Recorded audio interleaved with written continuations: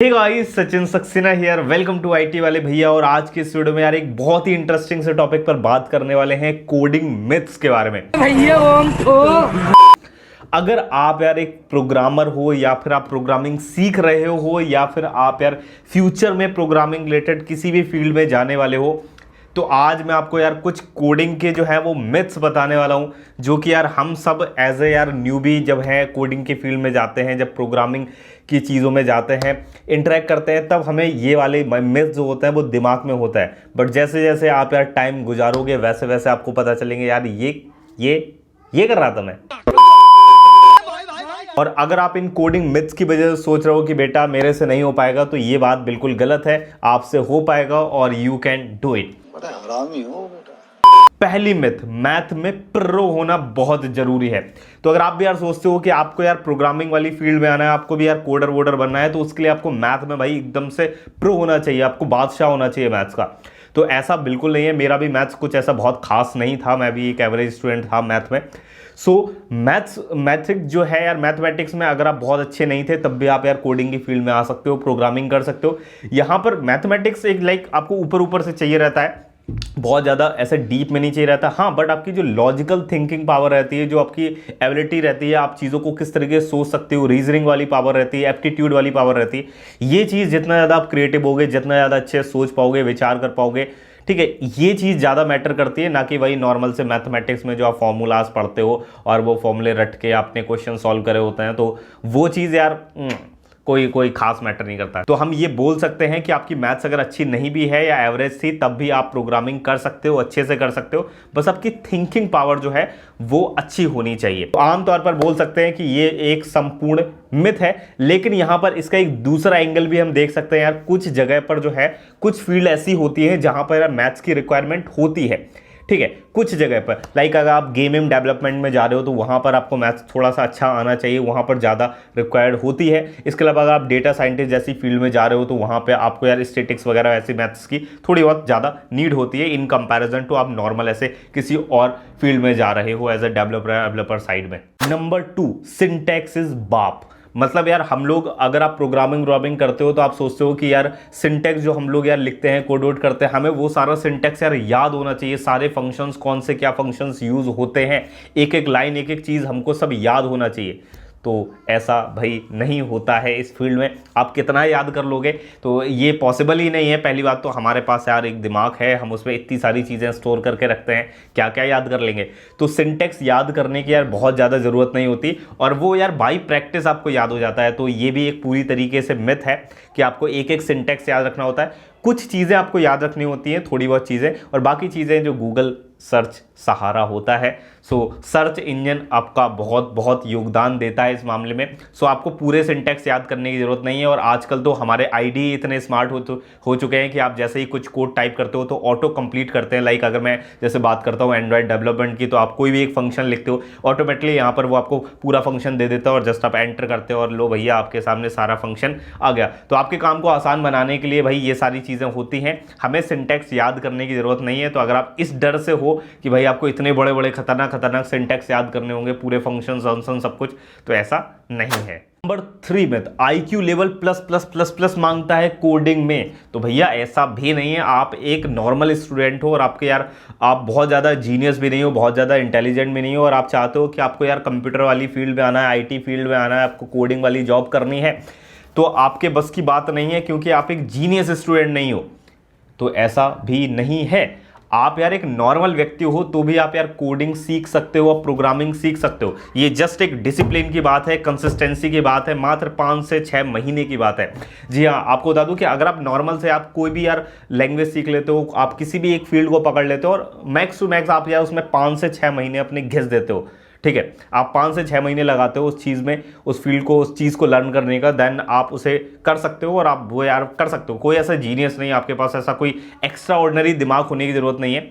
और बहुत सारे लोग आपके सामने आमतौर पर एग्जाम्पल्स आते होंगे, बहुत सारे यार जो लड़के हैं बीटेक करते हैं, और वो बीटेक यार किसी दूसरे ब्रांच से करते हैं, उनका कंप्यूटर साइंस से कोई लेना देना नहीं होता, स्टिल वो लोग यार जो है वो जॉब कर पा रहे होते हैं IT फील्ड में। वो कैसे किया उन्होंने? वो लास्ट फाइनल ईयर में यार वो उन्हें लगा यार उनका इंटरेस्ट जाग गया, वो किसी और ब्रांच से थे, फिर उनका इंटरेस्ट कंप्यूटर साइंस में जाग गया, फिर वो कंप्यूटर साइंस में चले गए। तो ऐसा हो जाता है।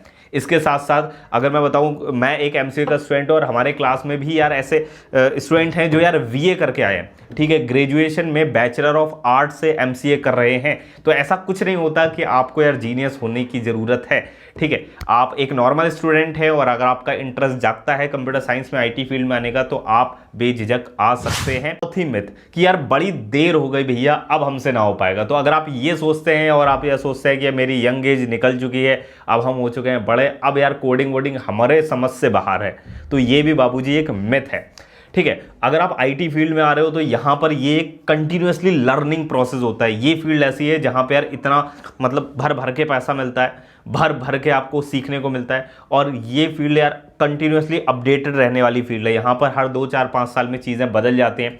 तो चाहे एक न्यू फ्रेशर ज्वाइनी हो या फिर एक एक्सपीरियंस्ड पर्सन 15-20 साल वाला, या फिर एक न्यू फ्रेशर जिसने अभी हाल 2 साल में कोई कंपनी को ज्वाइन किया है, वो भी सीखता है और साथ ही साथ जो ईयर्स ऑफ एक्सपीरियंस पर्सन है वो भी सीखता है। तो यहाँ पर ऐसा कुछ नहीं होता कि आपकी यार एज निकल गई या बड़ी देर हो गई, अब आपकी एज नहीं है सीखने की, तो ये भी जस्ट एक मिथ है। आपको सीखना रहेगा, यहाँ पे कंटिन्यूसली सीखना रहेगा, और जब तक आप आईटी फील्ड में हैं तब तक आपको सीखते रहना पड़ेगा, और ये भी एक संपूर्ण मिथ है। 5वीं मिथ, बस एक काफ़ी है, मतलब लैंग्वेज की बात कर रहा हूँ। सो अगर आप सोचते हो कि भैया यार एक जो लैंग्वेज मैंने पकड़ ली और मैंने एक लैंग्वेज में मतलब मास्टरी हासिल कर ली, बस वो काफ़ी है, अब मेरा भैया पूरी ज़िंदगी का गुजारा हो गया, अब मुझे यार कुछ सीखने की ज़रूरत नहीं है, मुझे कुछ पढ़ने की ज़रूरत नहीं है, मैंने एक लैंग्वेज सीख ली, बस अब मेरा काम हो गया। तो ऐसा भी नहीं है। अब जैसे कि मैंने पहले बताया कि भाई आईटी एक ऐसी फील्ड है, इंफॉर्मेशन टेक्नोलॉजी, यार यहाँ पर चीज़ें हर 4-5 साल में बदल जाती हैं। तो ऐसा नहीं है कि आपने यार एक लैंग्वेज में मास्टरी कर ली तो अब आपने सीखना बंद कर दिया, अब आपका काम हो गया, अब आप भैया महीनों के लाखों रुपए कमाएंगे और उसके बाद आप जॉब करते रहेंगे और आपका भाई भला होता रहेगा। तो ऐसा कदाचित नहीं होगा बाबूजी, बल्कि क्या होगा, बल्कि आप एक टेक्नोलॉजी पर स्टक हो जाएंगे और उसके बाद आप भाई एक टाइम के बाद आप जो है सीखना यार बंद कर देंगे, ठीक है। तो उससे आपकी ग्रोथ भी रुक जाएगी। तो ये एक बहुत बड़ी समस्या है, और उसके बाद कुछ टाइम बाद आपकी कंपनी आपको किक दे देगी, तो आप वहाँ से हो जाएंगे किक आउट। तो सीधी बात की एक बात कि ऐसा नहीं होता कि आपने सिर्फ एक लैंग्वेज पे आपको स्टक किया, एक टेक्नोलॉजी पे आपको स्टक नहीं रहना है।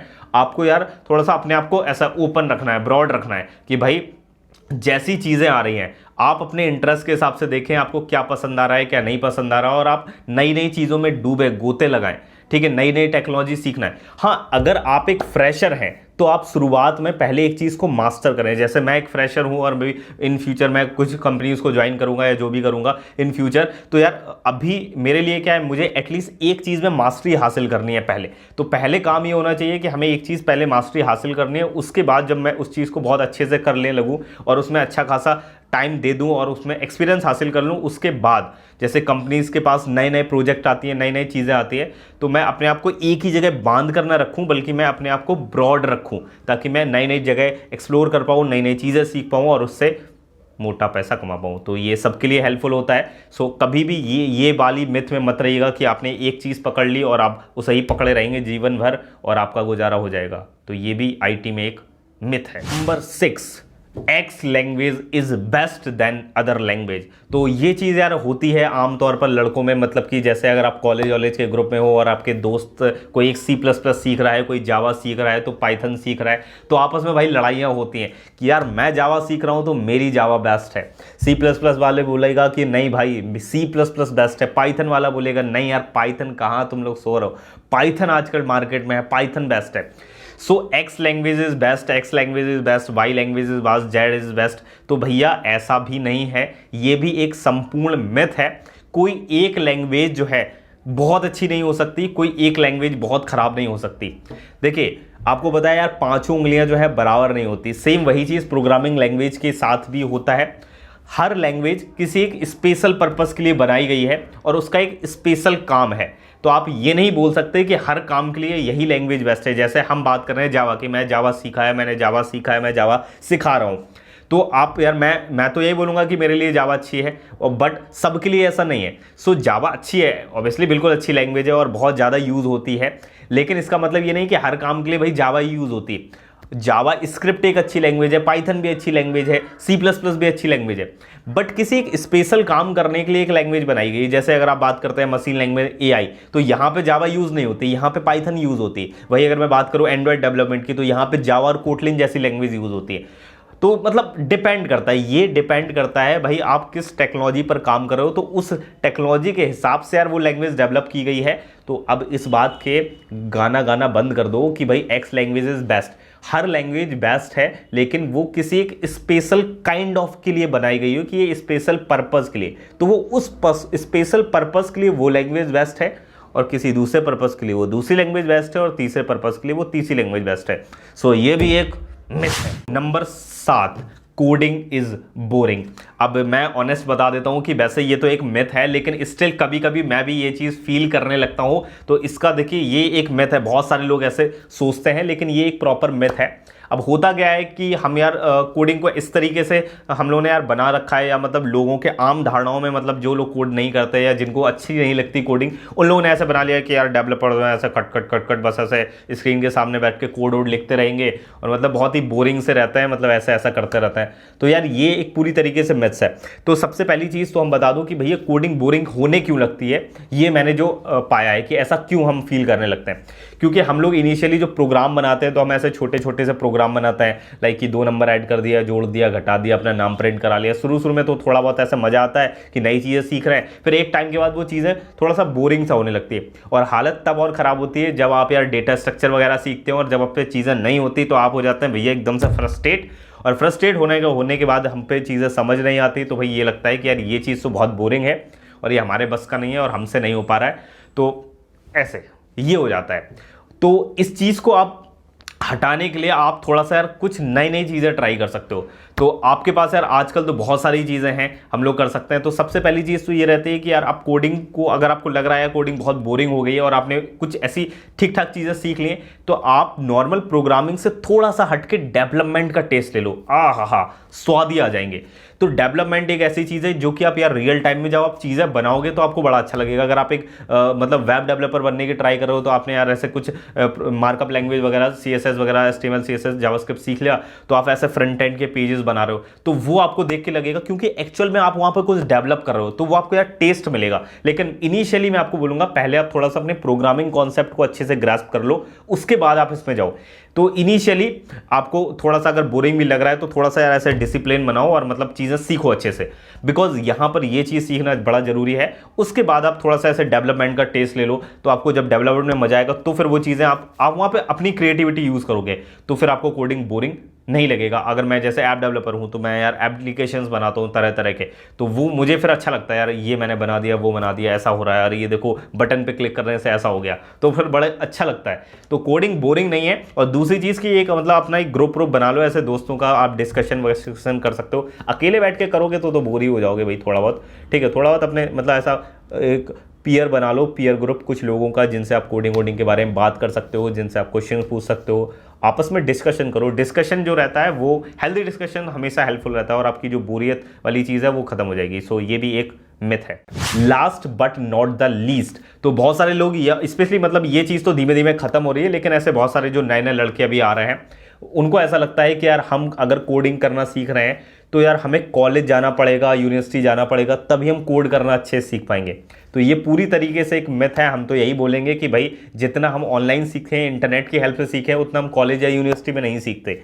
जी हाँ, तो ये पूरी तरीके से मिथ है। आप जितना ज़्यादा ऑनलाइन चीज़ें एक्सप्लोर करेंगे, जितना ज़्यादा घूमेंगे ऑनलाइन दुनिया में, इंटरनेट की दुनिया में भाई जाएंगे, और आप जितना ज़्यादा एक्सप्लोर करेंगे, ऑनलाइन कोर्सेज हैं यूट्यूब पर भाई, इतना मटेरियल पड़ा हुआ है, जाओ सीखो जाके कुछ, ठीक है। तो यूनिवर्सिटी और कॉलेज तो जस्ट एक यार बोलना नहीं चाहिए, बट ठीक है, तो चल रहा है चीज़ें यूनिवर्सिटी कॉलेज, बाकी ऑनलाइन सीखो भाई, सहारा होता है यूट्यूब, ठीक है। थोड़ा सा इसी बात पे लाइक कर देना वीडियो, तो यार यही है यार कुछ कोडिंग से मिथ्स जो यार बच्चे लोग जब भी आते हैं, फर्स्ट ईयर स्टूडेंट वगैरह आते हैं, तो यार उनको लगता है कि ये सारी जो है वो है कुछ यार कोडिंग की मिथ्स, और उनकी वजह से यार वो कोडिंग नहीं कर पा रहे हैं। बट ये सारी जो है संपूर्ण मिथ्स हैं, इनको भाई ऐसे करके स्वाहा कर दो और लग जाओ बिल्कुल यार अपनी कोडिंग की दुनिया में। और भाई थोड़ा सा कोडिंग वोडिंग करना स्टार्ट करो, प्रोग्रामिंग सीखना स्टार्ट करो और नई नई चीज़ें डेवलप करो और भाई मजे करो।